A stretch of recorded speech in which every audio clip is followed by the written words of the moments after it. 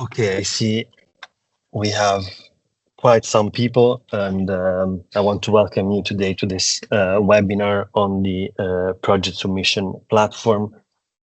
Maya and I will walk you through the platform and how to submit your project to the TYNDP 2026.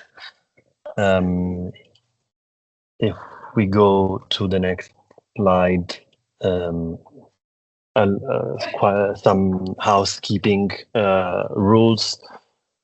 This presentation will be recorded and will be available online in the next days for the ones that could not participate today, but also for you to come back and re-listen to some key parts of this presentation.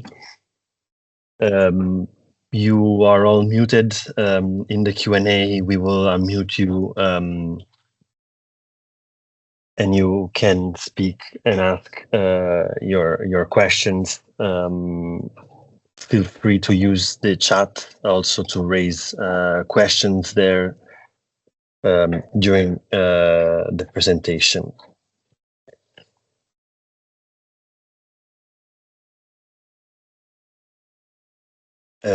Here you can see the agenda for today. We have the TYNDP 2026 overview of the process for the ones that are new to the TYNDP. Then we will look at the project application timeline and resources. We'll touch upon the main changes of the TYNDP 2026 guidance for applicants, which we had a dedicated webinar in February. And then we will have the live demo of the project submission platform, and then the Q&A time at the end of the presentation. With this slide, I pass on the floor to Maya, who will walk us through the overview process and the timeline. I think can you hear me? Yes, we can hear you. But you will start on this one, no? Oh, sorry. Yeah, sure. Okay, so the process behind the TYNDP is made out of 5 steps. So to begin, we start with the scenario building step, which has the goal of defining how will the future will look like in terms of generation and demand. So ENTSO-E builds the scenarios. Upon then we build the identification of system needs and cost benefit analysis, which is the main topic, let's say, of today. And you can see the second step is, as I was saying, the identification of system needs, where we look at what is the expansion of the grid, what is needed to cost optimize the grid in these scenarios. So we go from the demand and generation to the expansion of the grid infrastructure, both in terms of transmission and storage. And the goal here is to minimize the cost of the system. And we look also at what is the gap, so how many projects are in the pipeline today, and how much is needed today, how much is needed in the next future to reach these targets. And on top of this, we evaluate also what is the socioeconomic welfare, the CO2 emissions, and the avoided renewable energy curtailment if we do invest in the future years in expanding the grid. In parallel to this, we have another process, which is the project collection, in which you promoters are involved. And in here, we ask you to submit projects to the TYNDP. So these are pan-European relevant projects. which are then the input to the cost-benefit analysis, which is run centrally in ENTSO-E, where we assess the impact of this project based on different indicators. Some I already mentioned. It's the socioeconomic welfare, the CO2 emission reduction, the renewable energy integration, but there's many more that are defined in the fourth ENTSO-E CBA methodology. And once these indicators are computed, these are published on ENTSO-E website in the project sheets. And these are the beginning of the last step that you see here on the right of this slide, which is led by the European Commission, and this is the PCI and PMI process.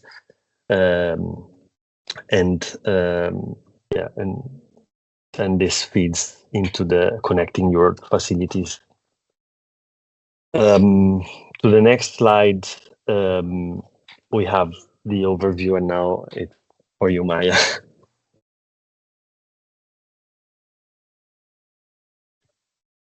Okay, so starting from today, we have opened the project submission platform for you, and we have had some, we've tried to again give access to everyone, so sorry for delays if you have been trying to get access there.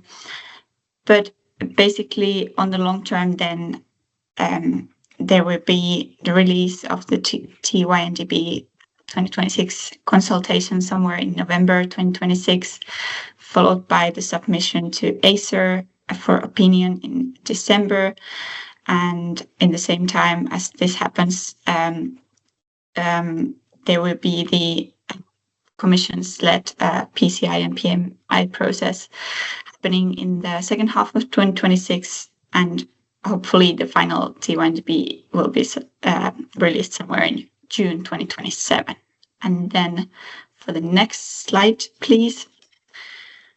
We will now look a bit more detailed into what happens in the project submission. So we've compiled the current timeline here, and in the yellow, we've tried to highlight what you as project promoters can expect during this process. And right now, as said, the main submission window is open. It remains open until the 23rd of May, which means about 3 weeks from now. And this submission window is for all types of projects, independent of the maturity level, whether it's planned, commissioned, storage, or transmission. This is for all types of projects. And we also encourage you to do the final submission and work on this as soon as you have the time. And when you have finished the submission in the platform, we encourage you to do the final submission as well. And currently we are aiming to sort of lock the final submission. So once you have submitted, you would not be able to open it again. This would allow us to start going through the applications already now during the window is open. But I guess we will still confirm whether this lock is being is working. And as said, we will review the applications, both administrative and technical checks, and this will mostly take place in June. And during that period, we kindly ask you to be ready to answer any inquiries we may have for you. And specifically at this point, if there are modifications for this submitted data or for the information you have provided, this is the point to do any updates, or if you have spotted any errors, for example, in the delta NTC, the net transfer capacity calculations, that is the time to make the final changes. So let us know if you have modifications before so the sort of data freeze happens. And after that, we will, at some point towards the end of the summer, provide a list of accepted and rejected projects, and more information will follow on the exact dates but the important thing here is for you to know that specifically if your project is rejected, you can ask for a review of the rejection decisions, and this process also has tight deadlines, but not going further into that now. What is new for this cycle, if you're familiar with the previous ones, we have introduced a second application window, and this is opening in this autumn 2025, and this is only for unmature projects that are under consideration. Commissioning is happening after 2035, and the projects have not been submitted into previous cycles. So only for those projects. But you can already submit these under consideration projects already now in the main submission window. But basically, with this second window, we aim to give more time to those projects that are still in the early development phases. And again, we will then assess these applications somewhere in the later fall. There might be requests for your side if you have submitted in this second window, and at some point there's data freeze when the simulations will start. And then coming to sort of first half of 2026, there will be preparations related to the project sheets, and we have planned a set of webinars and workshops related to the following tasks. And currently, indeed, publication of the draft will be, and the project sheets is planned in late 2026. Would you go on the next slide then, please? As mentioned, there's the application review phase where we review your applications and your submitted projects, and there are both administrative checks and technical checks. And during this window, we would kindly ask you to be aware of if there are some questions on our side for you, you would be able to answer these. So in case you're having holidays in June or something, make sure there's someone who can substitute you. And going forward, we have gathered all the important documents for you here, and I'm sure you're familiar with this already. I've added the link to the project platform that we will go through just in a second. We have the guidance for applicants, user guide for the platform, and frequently asked questions. But what I would like to emphasize here is that there are two different guidelines for the cost-benefit analysis, one for the transmission projects and one for the storage projects. So as you may know, the transmission projects follow the fourth ENTSO-E guidelines, but the storage projects should be or are aligned with the harmonized system-wide CBA developed by the Commission and the GRC.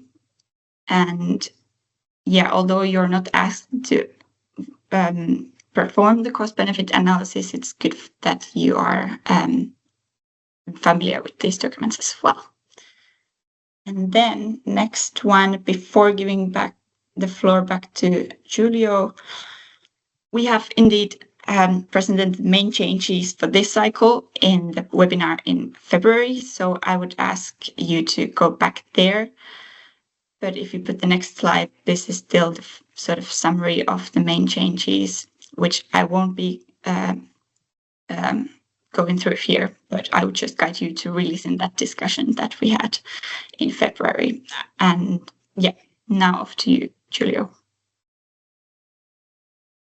Thank you, Maya. So here we'll look at how to submit a project to the TYNDP 2026 doesn't go. Well, voila.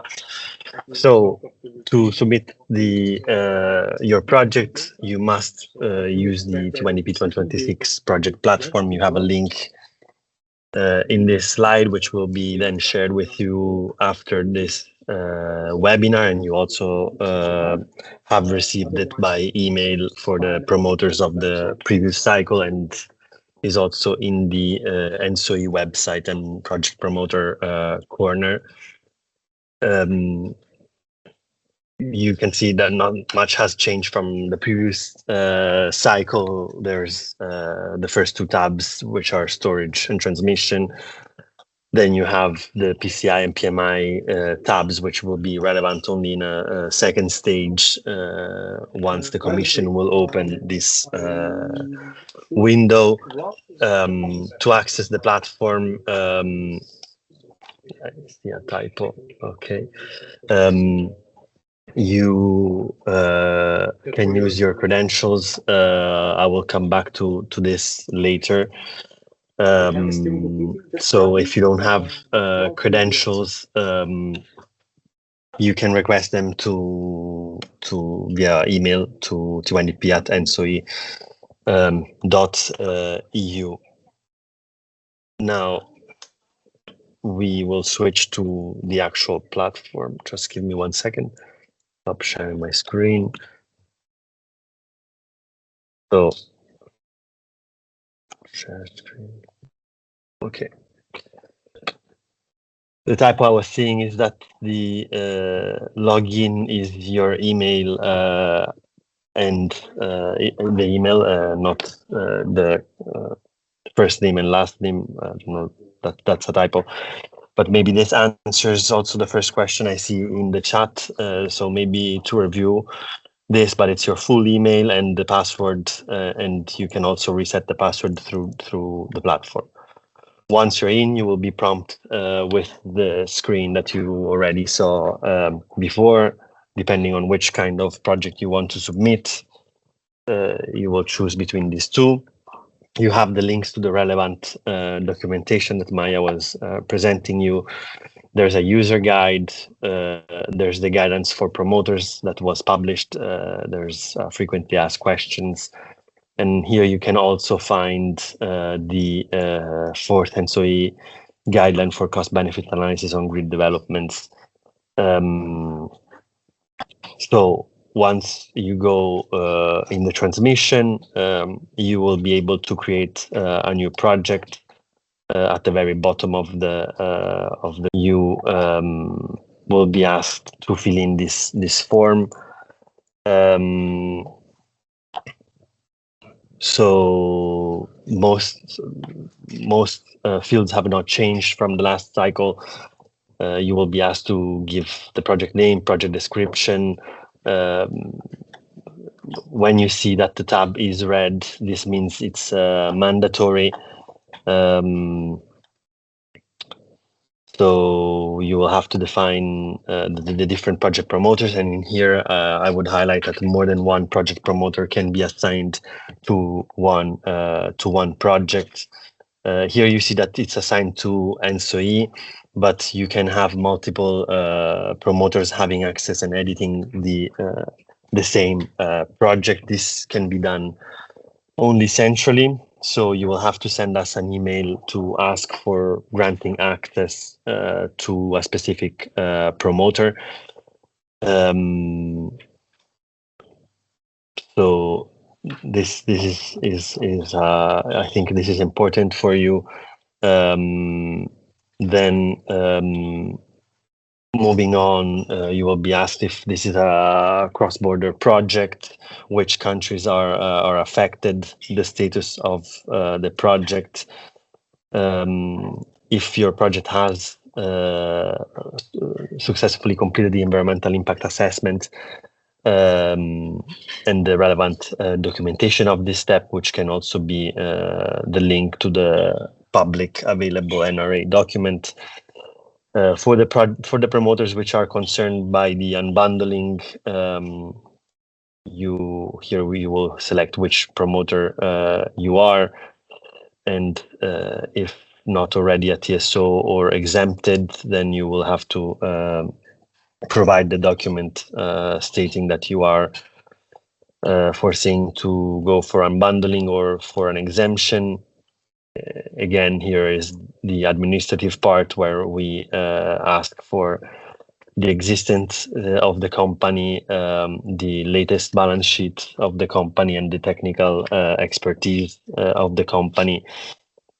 Then we have what we call the additional administrative criteria, which is a very important step. In here, you have to select only one, and as you can see, it depends on the status of the project. If you select another status, you will be prompted with different options here. And to prove this, you will be asked to upload a document. As usual, we will ask if your project has been submitted to the first PCI and PMI list, or if it was part, because it's already published. Since the second list is not out yet, here you can highlight if you have applied to the second list, and then at the second stage, we will check that that the project is included in the second PCI and PMI list. If your project is part of the latest National Development Plan, this is an important piece of information.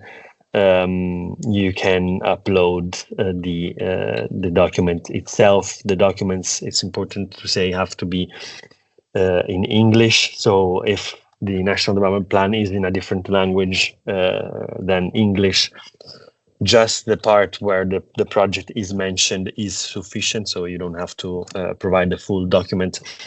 Here, just the page translated is sufficient.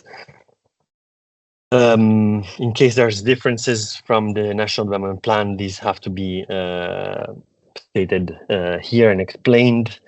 An important part, which was part of the changes that we've shown in February, is that the project has not received a final connection rejection from the TSO. And then we come to the transfer capacity increase. So here, the guidance for applicants asks the promoters to provide a value. This will be used as a benchmark, as you may know, and so it will recompute all delta NTCs in this cycle. Here you can state the value, and you can also download delta NTC template. In this template, you will be asked some questions. Maybe I can open it.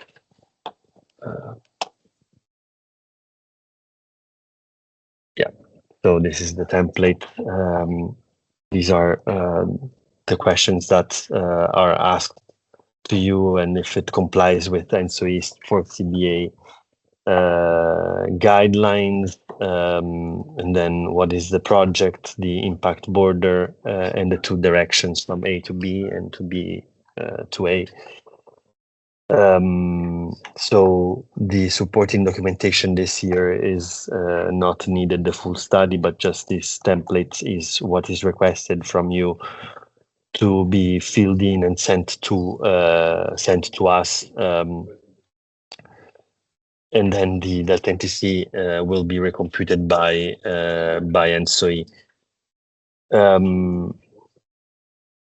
If you intend to apply to the third union PCI and PMI list, you can check this box here.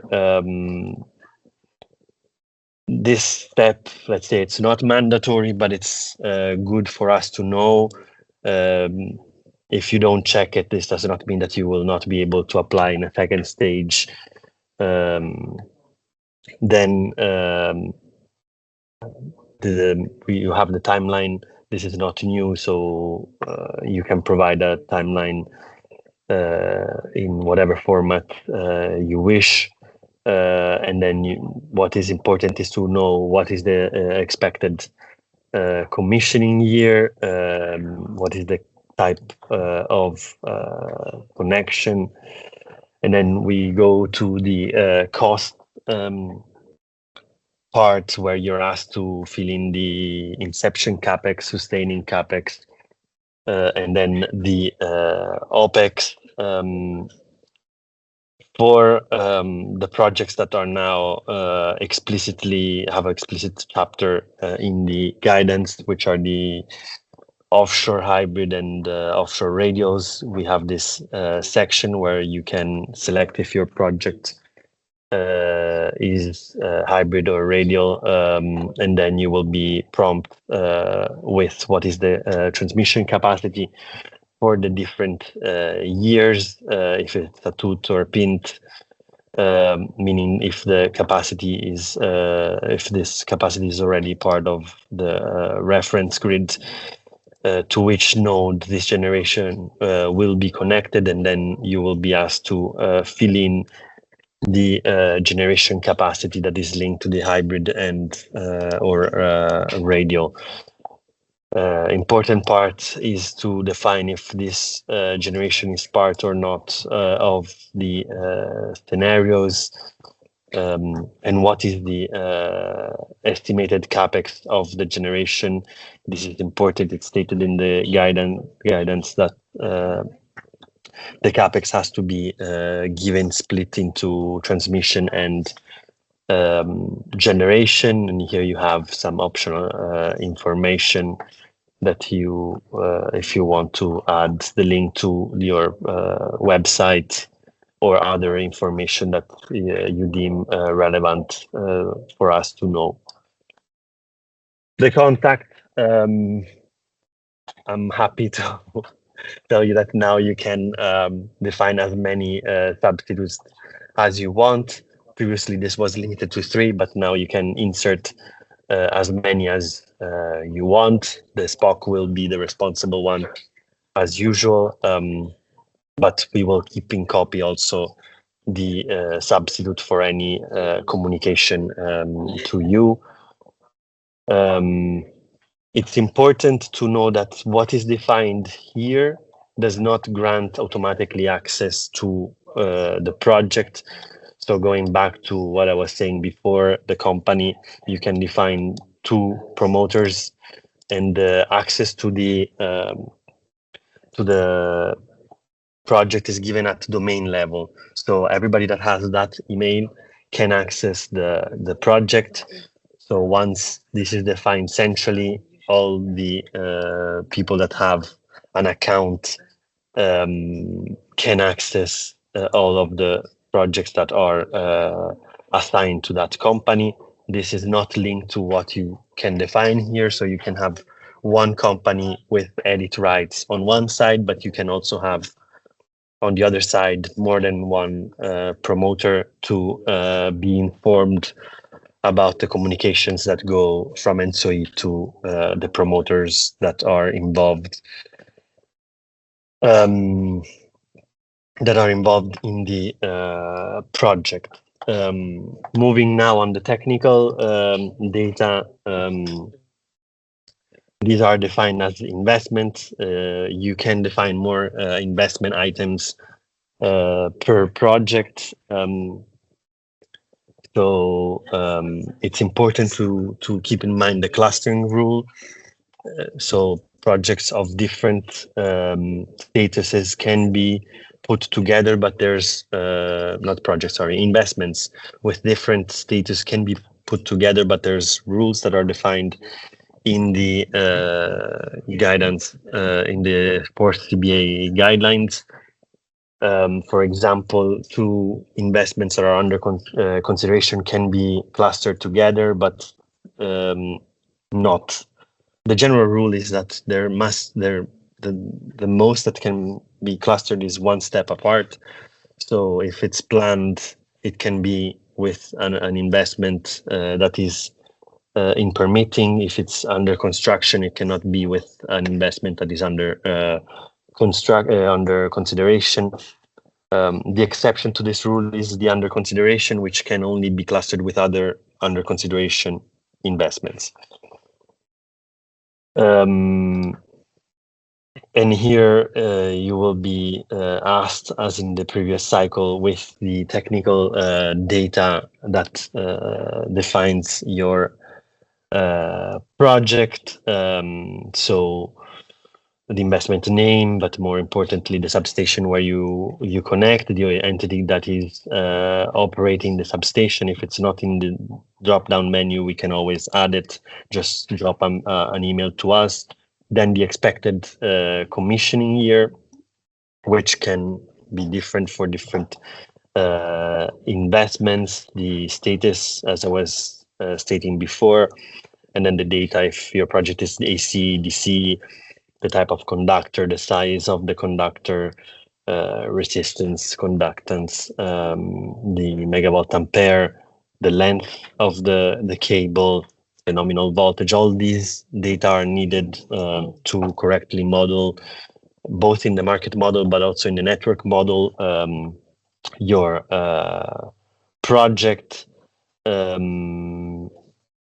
Then here you have the cost of this single investment.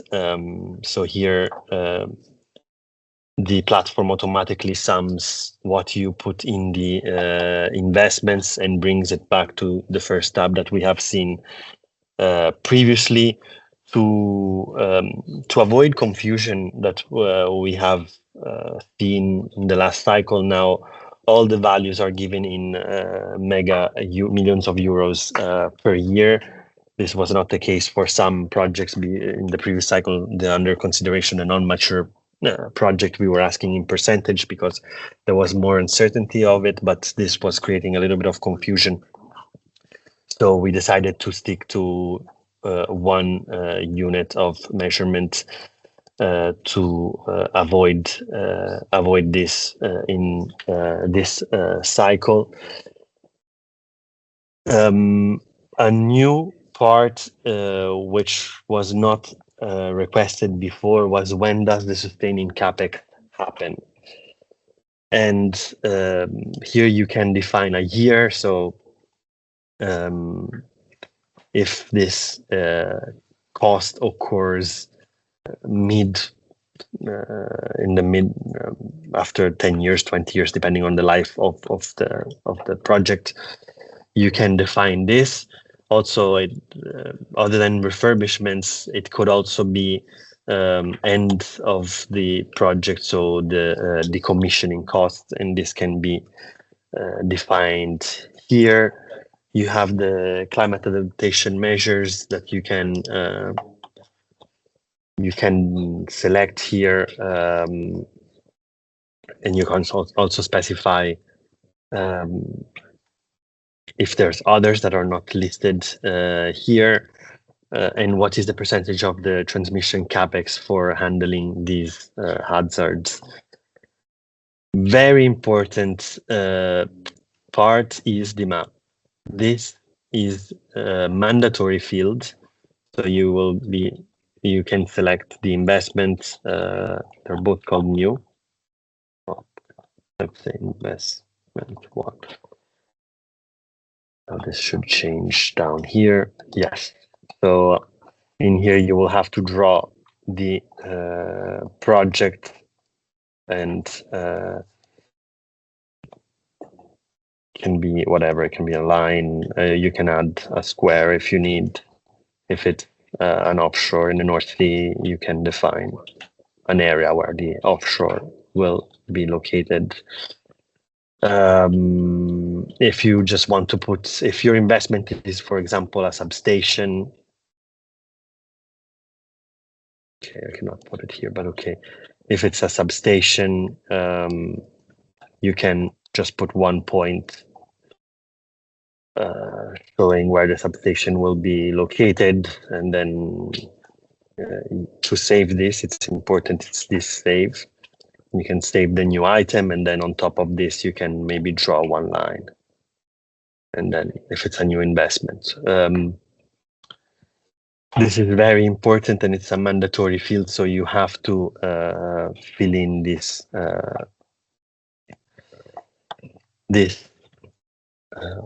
to be able to submit. The general rule is that the platform will not allow you to submit the project unless you have filled in all the necessary data. And here you have a list of what is missing.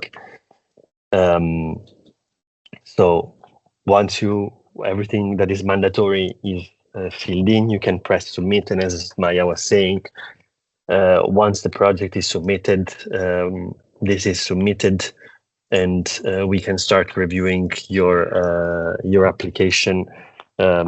If you need to make a change, this is still possible, but you will have to reach out by email, and we will do the change centrally.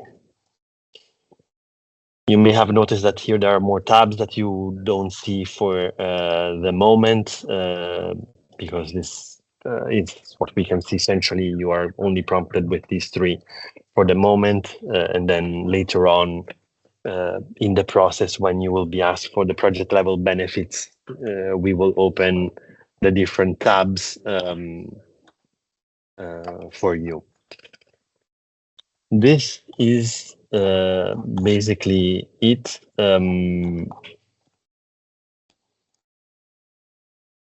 This is the map. The residual impact should not be there. I have to tell you, this is being taken out.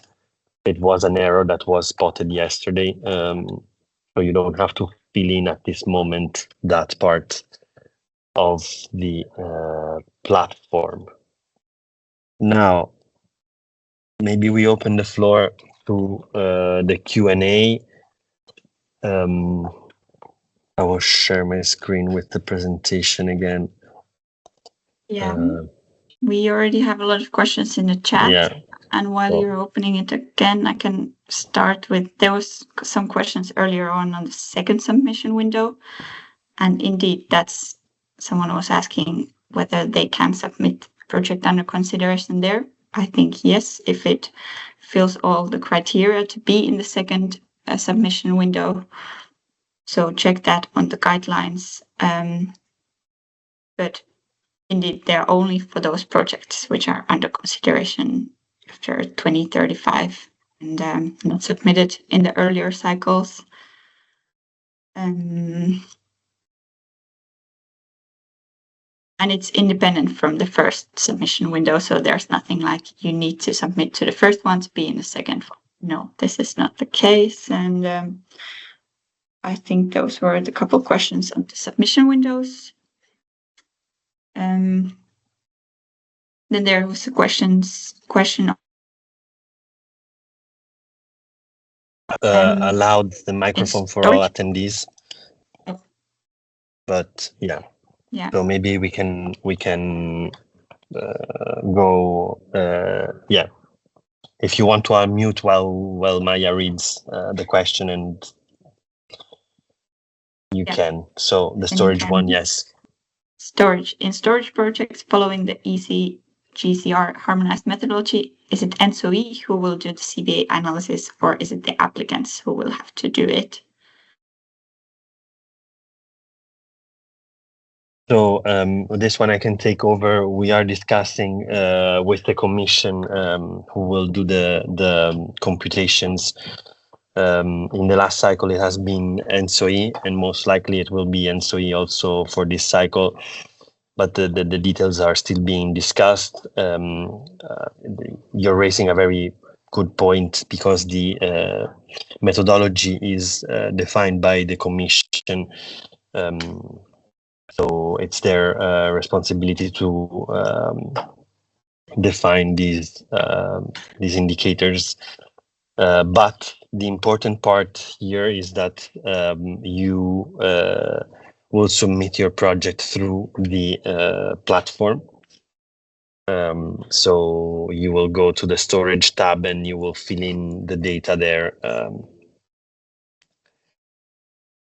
I cannot see. Okay, it's Juan. I don't know. You have more questions? Does this I'll try answer? to read them somehow in the order. Yeah. If we submit a storage project, but in the analysis period, we have the possibility of developing the project because there is capacity available in the grid, are we allowed to cancel our application? So in any moment you can withdraw your project. I think this is important to know.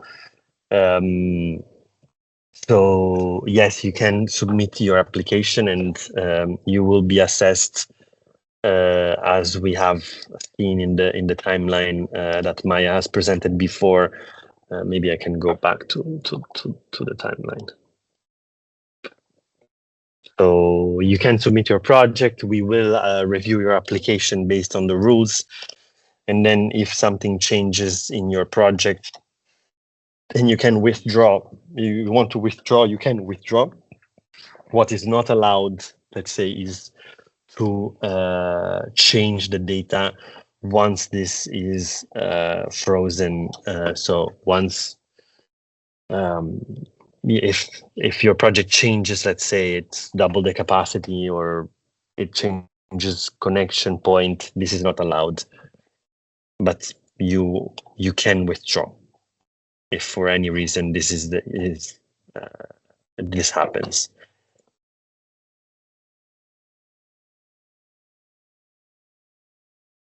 And we submit a rejected project in September, October. Well, this is an important question. First of all, the project that has been submitted, well, the project that were submitted in the second window have very specific criteria. So they have to be beyond 2035. They have to be never submitted to the previous TYNDP. They have to be under consideration. So this limits the number of projects that can be submitted in September, October. To follow up also on the next question, the second application window is independent from the first one. Yes.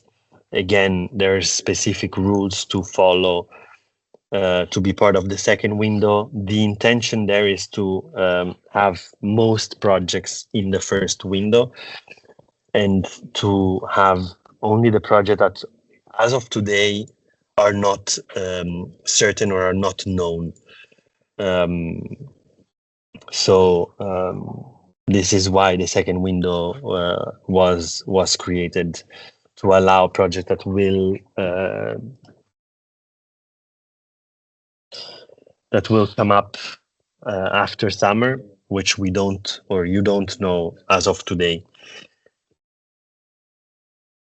That there's also a question if in the second submission window, if the project details required is at the same level as in the platform now, or is the level of detail required to be submitted less?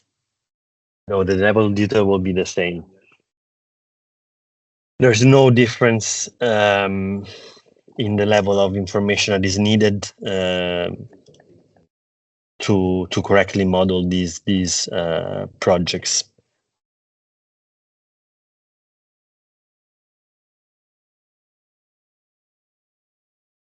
Okay, this we answered.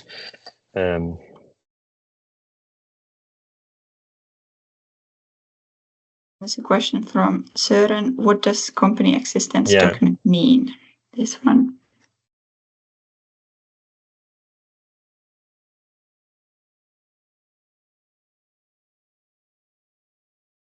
Okay, so here, yes, you have to provide a document of the company creation and prove that the funds given to this company is above 1 million. If I read all the sentence, since this is a special purpose vehicle, I guess this is part of another company. So the parent company financial statement is sufficient.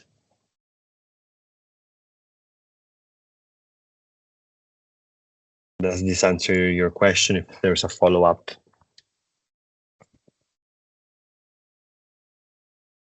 I don't know if people cannot unmute, or they should be. They should now be able to unmute. Okay.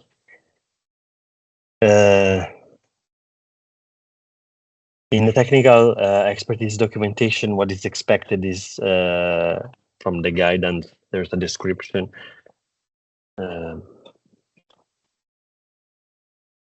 We can go there.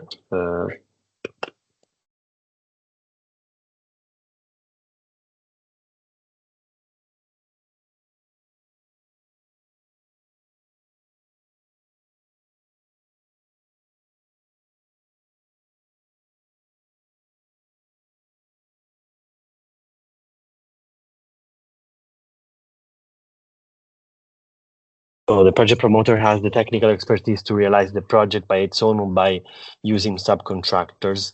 And here you can provide a presentation and information on the industrial undertaking and its technical expertise of the company. And there you can put the references of other relevant project that you have completed or the subcontractor has completed. This is sufficient. Does this answer your question, Christina? Yeah. Hello, everyone. Hello. Just to be really sure, if the project promoter is TSO with already experience of implementing PCI projects, so Yeah. I don't know what kind of commission and projects, what kind of document we are expected to put there. For the TSOs, given their nature, I'm going to share my other screen. So this document is divided into columns, and you have the different categories of project promoters. So A1 is a TSO that holds a license in one of the members, the members of ENTSO-E, the countries that are represented by ENTSO-E, plus EU. For you don't have to provide this technical expertise because it's already known, given the work you do, that this is part of your expertise and day-to-day work. Okay, but if I look at the project application form, I see that technical expertise document is red.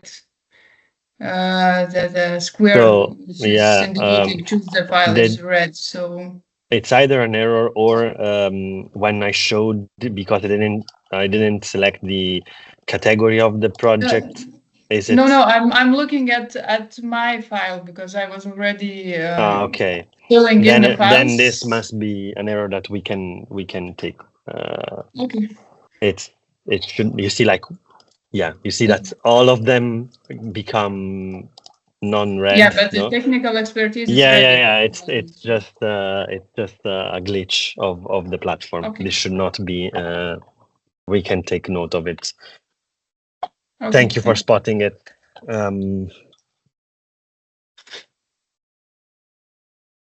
For a large utility, how would we document that? Should we enclose the annual report that is?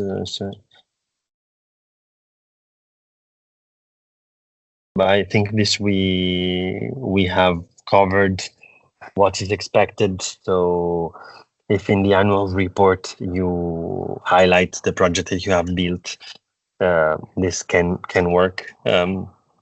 Also, just a presentation of the of these, so a PowerPoint also can be used. In order to select PCI status in the last available list criteria, does the project need to be included? In order to, so Alberto,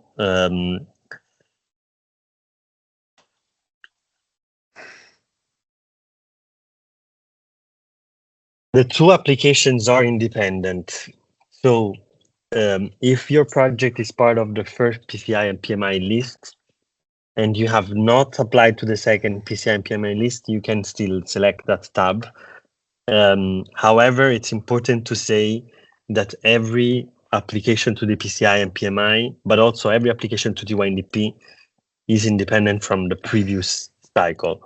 So the fact that you are part of the first PCI and PMI process, here's some background noise, I don't know.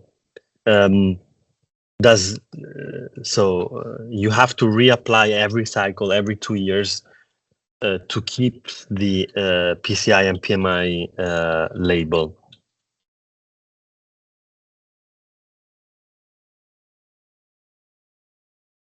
Sven, no, it doesn't have to be certified translation. Just a normal translation is sufficient. On the delta NTC of an offshore radial connection, as I was saying, you can provide the value. This will be used as a benchmark, but however, we will recompute. It in ENTSO-E.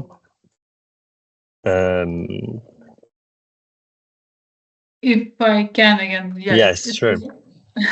It's, I think, the same issue that we can choose a file in the add border, but the fields choose files and add files, which are about calculation on delta NTC, also have to be submitted. They are both red. So in this case... Okay, yeah, no, this is an error, yes, that was highlighted yesterday as well. This document is not needed anymore. And this is from the previous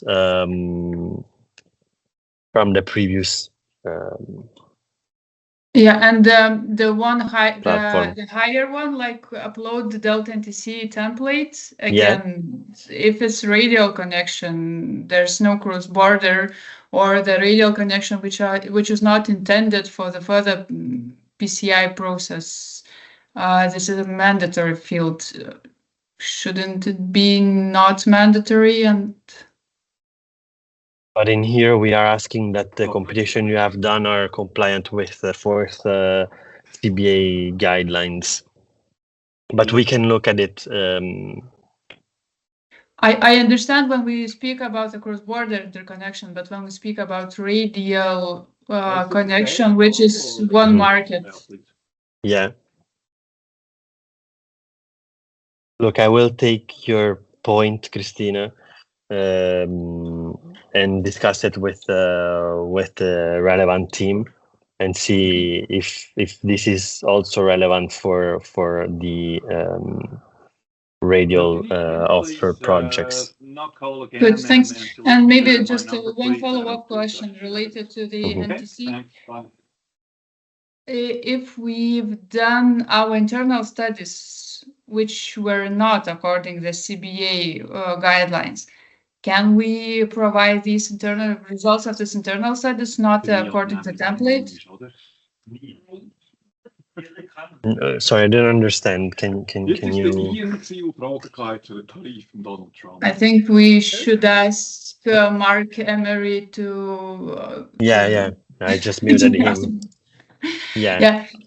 Question is, if delta NTC was calculated previously in the internal TSO studies, which were done not according to the CBA guidelines, can we upload these previous studies as a document? It will be not according to the template, but it will be indication about delta NTC.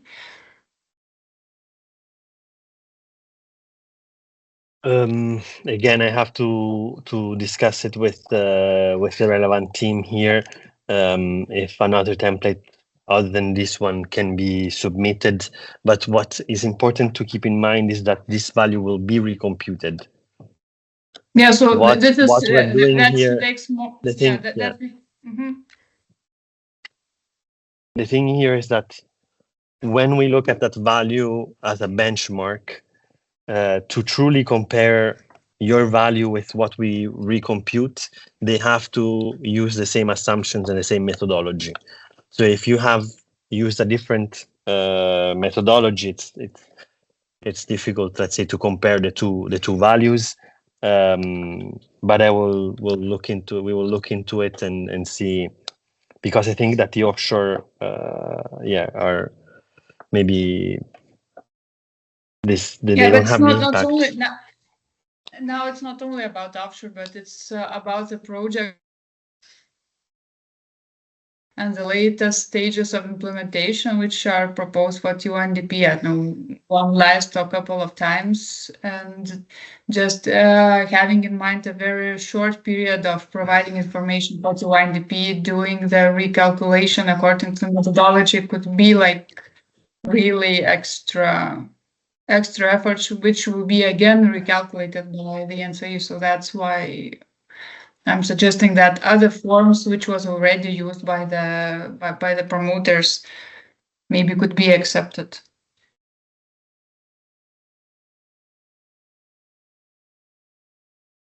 I take note, and maybe we can rediscuss it internally. Okay, thank you.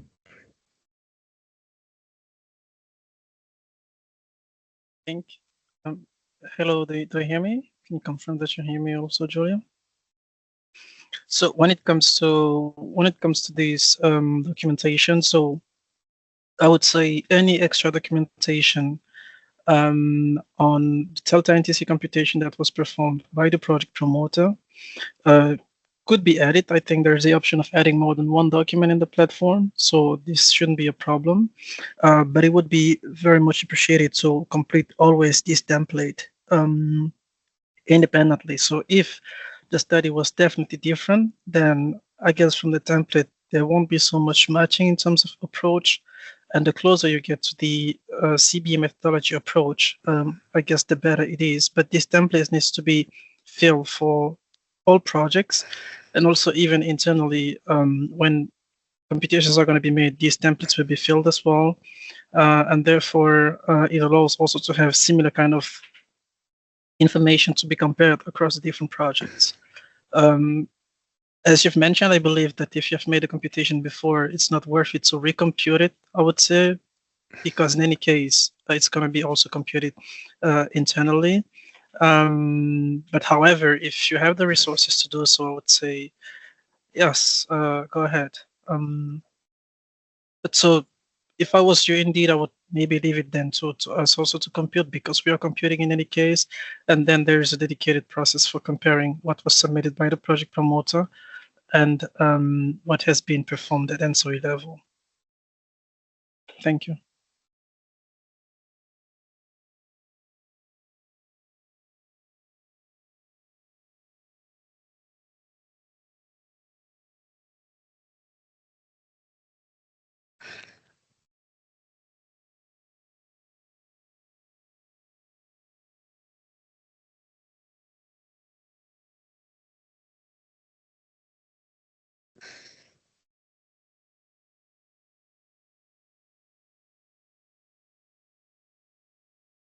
For the question raised by Valeria on the DSO considered eligible to present transmission project involving one EU member country and a third country, for sure this would not fall into category A.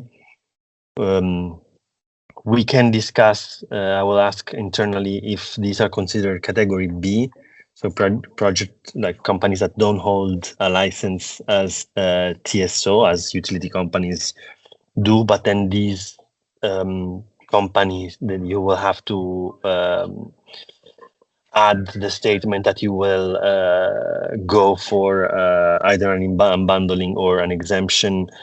That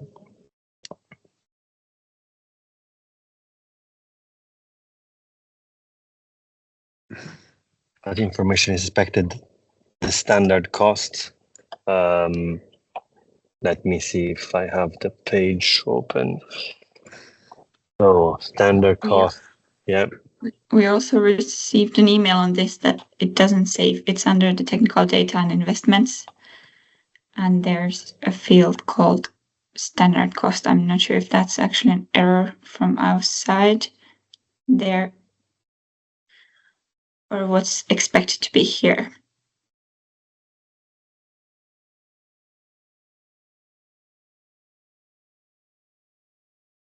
Yeah, maybe we can answer the email once we have investigated this field.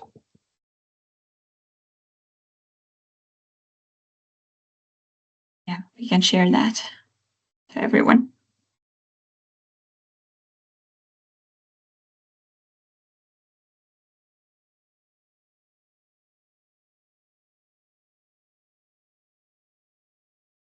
I think on the Delta NTC, we have already covered this point.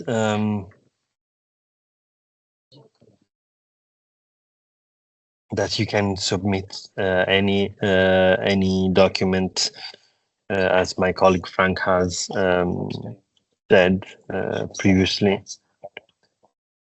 Can you provide?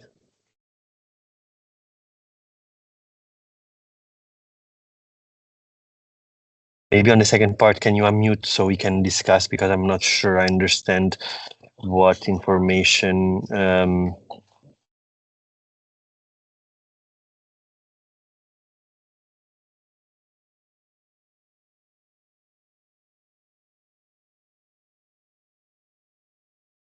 Is Sean Okay. still online?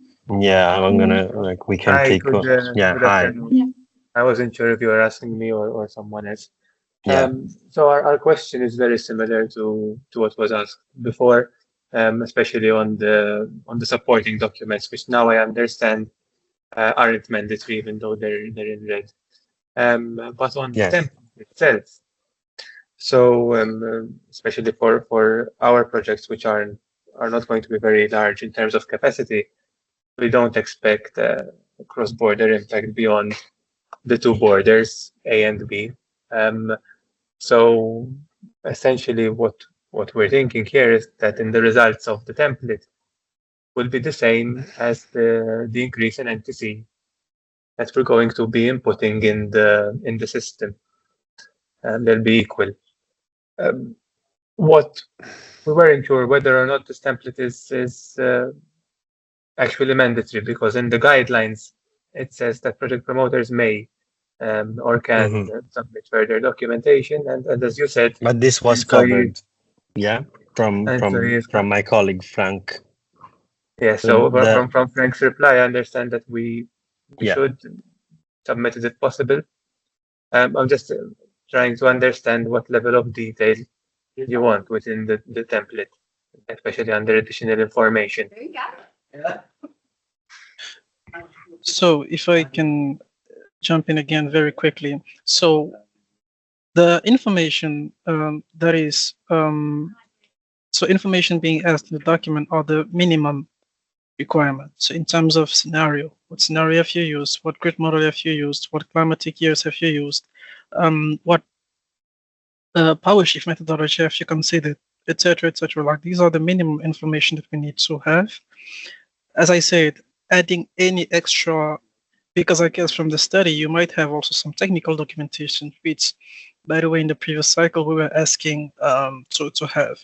So if these informations are also available, I guess it's a good practice to also add them in the platform, so that later on, when there is further discussion, if there is any discussions for harmonizing the information that was computed at ENTSO-E level with what was computed with the project promoter, there's at least a full-fledged information to ease also the communication on that perspective between the two parties. So this is the first thing. So when it comes to additional data, additional information as it was being written in the document, this is really up to the project promoter, but at least all informations that are in the first page of the document are the minimum information that we need to know about the approach that was followed for computing the delta NTC computation, therefore confirming also yes or no the compliance with the ENTSO-E guidelines on this methodology. All And right. therefore, if the project has no cross-border impact, well, there's no need for even submitting the template because it's not relevant here. That's what I was going to get to, Yeah. but it's still a mandatory field, so we should submit it, but in a reduced format or something like that. Yeah, maybe we could have a further check on the platform to see if something might be unmatching, but at least from a principal perspective, if we do have an agreement here, I guess we can follow up together with Julia. Thank you. Okay, thank you. And we also had the same question as Christina on the offshore radial, but I understand that you're going to check internally as to whether this field should remain red for offshore radial projects. Thank you. Thank you. Moving to the next question. How you indicate the project on the map, be exactly how it appears on the TYNDP map later. Yes, this is it. You will draw the project, and then this will be how it will be shown in the map when we release the project portfolio. So when you will be able to see all the list of projects that are admitted to the TYNDP, but also how in the project sheets, when you look at so if you look at the 2024 yeah, so this map, this is exactly the sum of all the drawings that promoters have done. And then, as I was saying, also in the project sheets, if we take one project. Can I specify a little bit Yeah. on since we are looking for the storage, not for the line, right? For transmission is easy because it's a line. For storage, usually in the TYNP 24, it's a round dot, because in your software you could put a round square, you can put a lot of different various of graphical image, and if everybody's going to put a different one, it will look very strange. The maturity will have the colors, right? So maybe you should kind of guide, that use a round one or use a square one, or what exactly the graphical image for storage. If it's been taken directly We can into the put map a system, point. right? I think it's the most Round correct. has been used before. Round has been used before in the last one. It's a round. This round. one, as I'm showing on my screen, you mean? Yeah. That's a pin. That's a pin. I think all of them are pin. But most uses pin. Maybe in the project information sheet, yeah. But if you open the map, I mean the main map on 24, the main. If you that's the pin. That's the pin. No, it's a dot. No, it's a dot. It's dot, but it's the same. It is a pin. It's not. It's the pin version. Okay. There's no pins here. It's just the dots that are displayed in a different way. So okay. So because you could select pin or a square or a circle. Yeah. Okay, so pin, you advise to use a pin, right? Okay, so just want to make sure it comes out the same way, otherwise it looks messy. Yeah. I see. Okay, thanks. Sorry, and the same as Steinar, is it coordinates? Are those required to be very accurate on this pump storage location? Or it's approximate? The map is not very granular.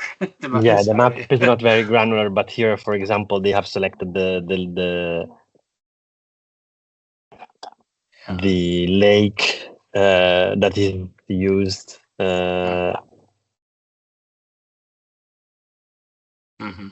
So but also when you look at the lines, you will see, since also the lines are not geo-referenced, there's some degree of some rounding of the coordination as well.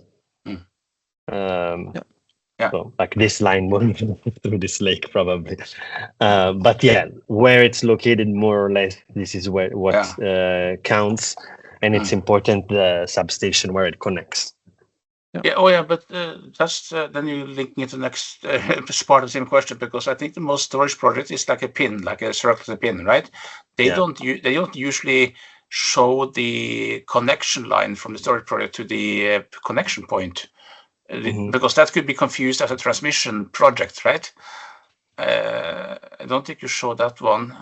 We can do that, but I think that will be confusing since it's a storage project, not a transmission project, right? So if you put in a line in there compared to the pin and a line, then it could look like. Or do you want us to put? You can put a pin. A pin, yeah. Okay. And not showing the connection line to the. We will indicate, of course, the name of the connection place, but not the line. Yeah. Okay, fine. This brings us to the next question from Anka.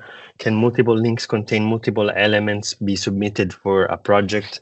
As I was saying before, in the submission window, you can define more investments, but these have to fulfill the clustering criteria defined in the CBA guidelines. And then the project is assessed as one, and the different investments should not compete against each other. And also another thing that is described in the CBA is that when you cluster is because one investment fully unlocks the potential of the other investment. So if the two are not related, and they're two separate projects, they should not be clustered together. So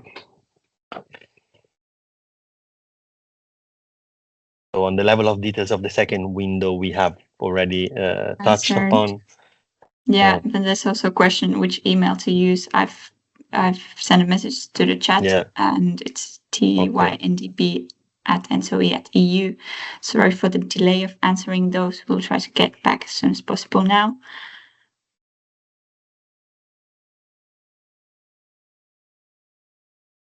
On the environmental impact assessment, all documents have to be in English.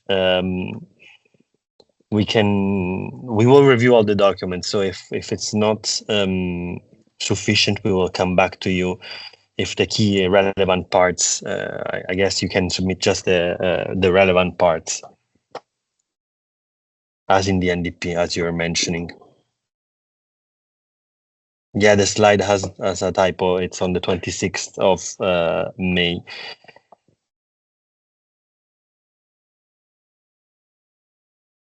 And links or elements of projects can be submitted with different commissioning year. Yes, this can be done if the different elements of the investment have the different investments of the project have different commissioning years.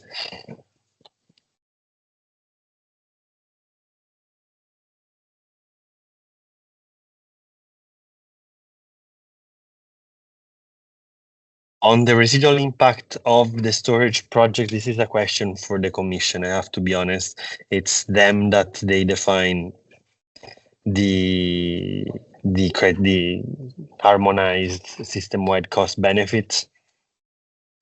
So maybe we'll discuss it with the Commission and understand how they want these residual impacts being defined and collected if it's not part of the harmonized system-wide cost benefit analysis document.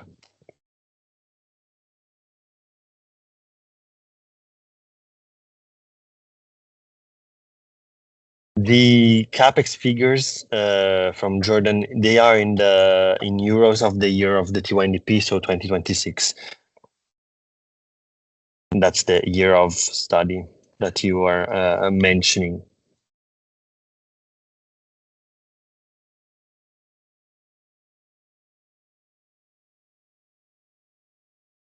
Definition of project promoter is any company that proposes a project to the TYNDP, and they are divided into different categories. The guidance specifies them in the chapter 2.1. Here you have promoters of transmission infrastructure project within a regulated environment is category A. Project promoter of transmission infrastructure project that is either exempted or yet to be regulated. And then you have the project promoters of storage projects. And okay.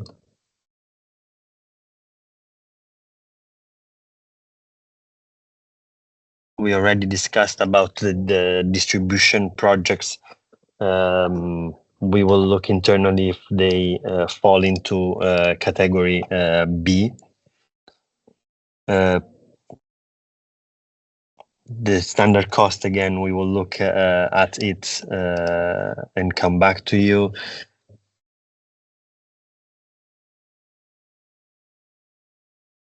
So Anka, on the geographical scope, this is defined in the location part.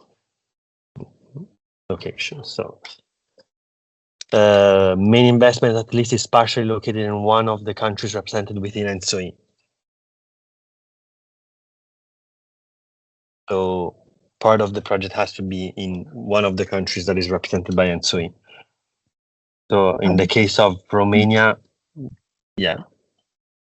Yeah, hello. Hello. If we have a a project composed by 3 links, HVDC links, let's say, and each links has different configuration with more elements. Let's say first link is from Hungary to Romania, and from Romania to Georgia, and from Georgia to Azerbaijan. Can you apply for this project, including Azerbaijan? How should we put also the NTC between Georgia and Azerbaijan? Azerbaijan should provide their model. This was the question. Yeah, so regarding the technical data, yes, it's part of what is being requested here, and our team will reach out to you if anything further is needed to correctly model your project. Regarding the grid model of Georgia, this we can discuss if this is needed, and what is the involvement of Georgia TSO. But this, maybe it's better to discuss it in a dedicated call. But definitely we need the data to correctly model your project. So if this is missing, we will, if it's not available to ENTSO-E, we will reach out to you and ask you to provide this data. Yeah, Georgia will also provide their model, because they apply for a third-party project also with a summary cable to Romania. So they provided also the model for the TYNDP 2024, and we expect to provide also for this TYNDP. But I asked about Azerbaijan. Do they should they provide also their model, or they should have an equivalent with the Georgian model? This depends on the configuration of your project, how this is going to connect to Azerbaijan, and how it's going to connect to Georgia, and how it's going to connect to then Hungary and Romania. I would say do submit a project, and then the modeling team will reach out to you and ask what is needed to correctly model the project. Also, if Azerbaijan can share the model or not is relevant. Yeah. Okay, thank you.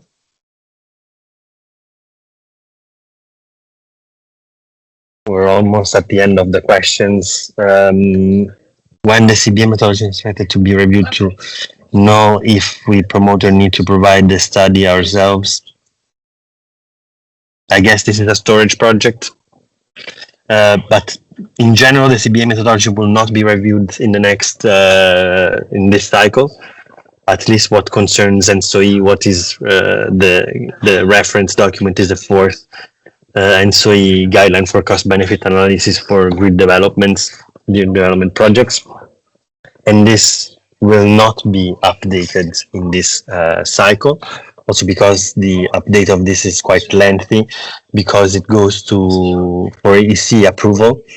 And it takes time. On the storage side, so for the harmonized system-wide cost-benefit analysis for energy storage projects, this is up to the Commission.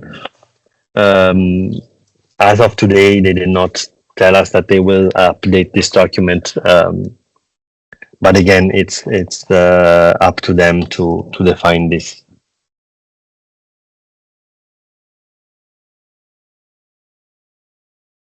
Yes, then we can discuss the application of storage projects. Is there a specific question you would like to raise?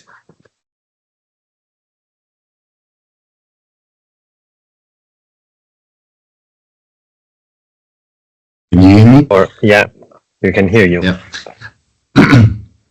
I was just wondering if we do a similar walkthrough the application process than we did for the transmission.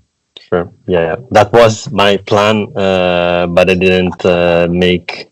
I didn't make. I went through the questions before, but it's very similar to the one that we have seen for transmission projects. The fields are very, very similar.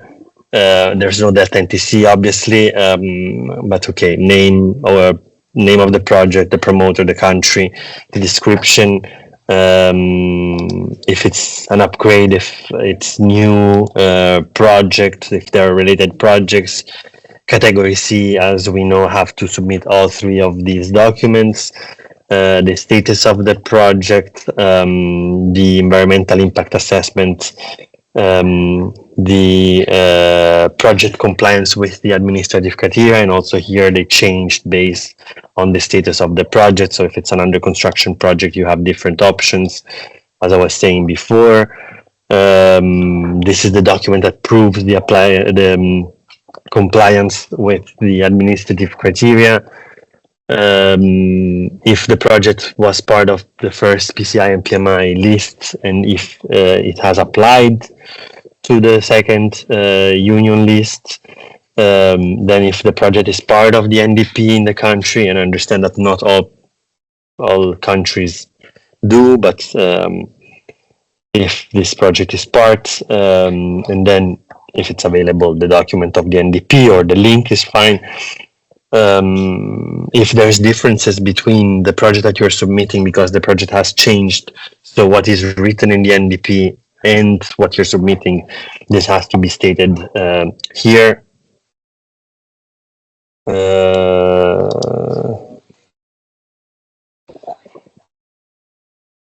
The evolution since, this has to be corrected, the evolution since the previous cycle. If there's a delay, the expected commissioning year. This is for ENTSO-E, so you should not see it because I see more fields probably. Then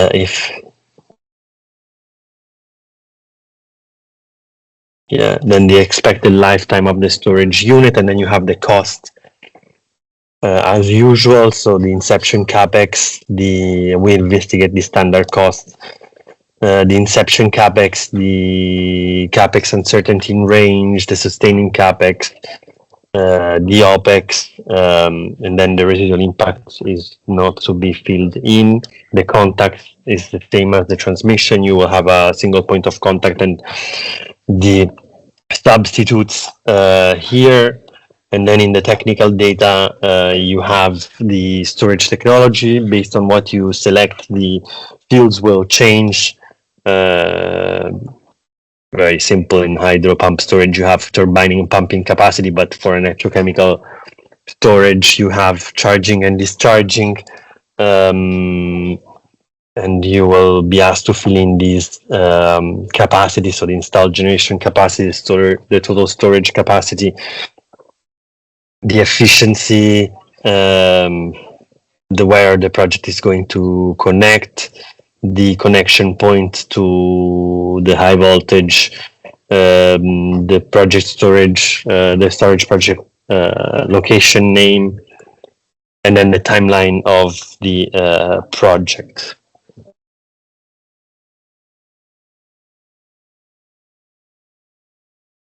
Yes,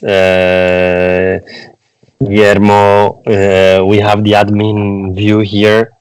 So I can see other tabs that you don't see.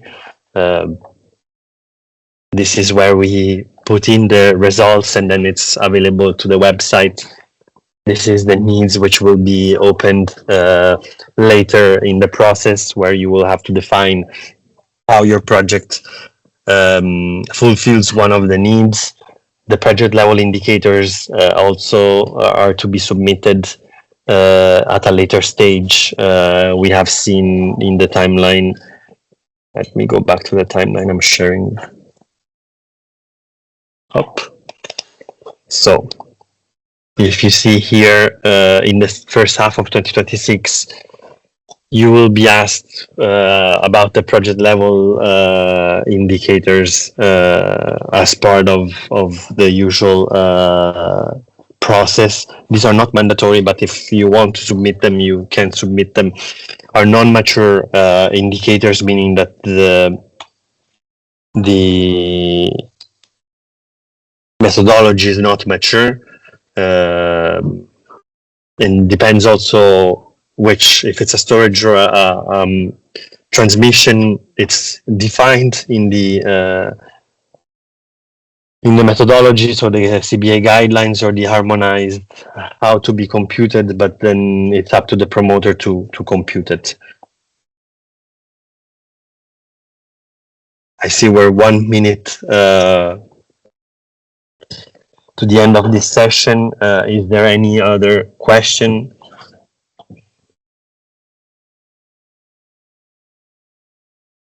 Just a quick question, looking at the timeline of the TYNDP implementation. Should we expect some kind of interim results of modeling and checking them, or whatever, any other interaction which is not related to official process, or in between, I don't know, July and first half of 2026, if we are not providing the project on the second window, if project promoter is expected to, I don't know, in any way evaluate the interim results or give their opinion or discuss something or provide additional information. Thank you. Yeah, so the first interaction that you will have will be in May, July, between May and July, where we will exchange with you in case we have questions on your application, in case we need further information to model the project. And then you will receive, if you have applied in the first window, if your project have been accepted or rejected, and you will receive an email regarding this. Then there's the second application window. And again, this happens again. We will check your application if you have applied for the second window. And then we will have exchanges with you regarding the administrative and technical data. And then we will have the updated list of projects, which then will be used for the CBA step. And once we have computed the CBAs, you will receive the results. If I'm not wrong, in the guidance there's written that we share the results 2 weeks in advance in respect of the publication of ENTSO-E, publication on ENTSO-E website. So to be fully clear, with the modeling itself, it starts in December when the full package after 2 windows are formed? If we're talking about CBA, yes. If we're talking about scenario building, this starts as soon as this window is closed. Okay. So, yeah, depends on which of the 2 models you're looking at. Okay, thank you. But you understand, you see, it's one feeds the other. You need the scenarios to compute the CBA, but the results will come only in CBA. It's a multi-step process. If there are different storage locations, but within the same modeling node, within a single project, are all combined for the purpose of submission on the portal. Do you mean these have the same connection point?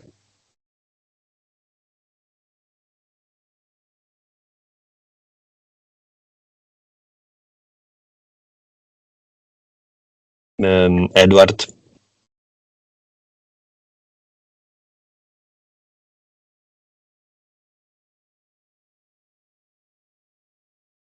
Okay. I see there's one hand raised from James. Hi, Giulio. Hi. So, I have the quick question. about hybrid and radial projects. Earlier, during the presentation of the system, sorry, there's some construction. When you toggle that the project is a hybrid or radial, you get two new fields, transmission capacity and generation capacity. So under transmission capacity, it asks you to choose pint or tooth, which you mentioned, but can you give us a little bit more guidance of how to choose between the two? And under generation capacity, it asks whether this is part of the scenarios, yes or no. If you can just give a little bit more context, help us. Thank you.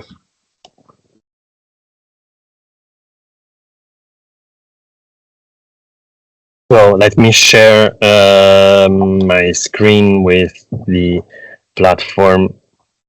Okay, so I had it open here. So I guess it's here.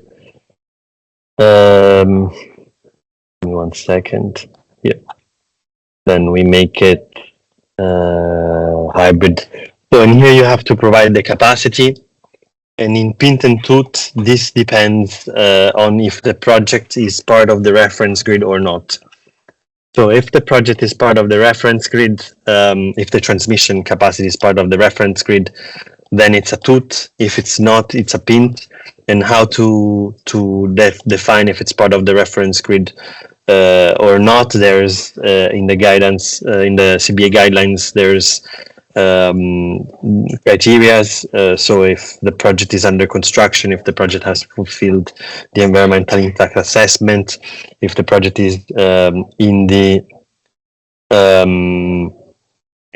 if the project is in the national development plan. So this is where you can fill in this. We will review this once we also have the reference grid. So does it make sense? Is it clear? Yes, that's clear. And then further down on the generation capacity. And then so as you know, there's targets for the for generation from the member states in terms of non-binding agreements for the offshore. So this part is stating if this capacity is already part of the NECP of that member state, or if this project comes on top of those targets. Okay, it's very clear. Thank you, Julian. Yeah, no worries. That's all questions. I don't see any more in the chat, at least. Thank you all for listening and participating, asking questions. On the last slide, once you get the slide set, it's scattered where to find more information. I also have the email address here, links to all these documents, but feel free to contact us. We're here for you. And thanks again for dialing in. Thank you. And if you have more questions, you can always reach us by email.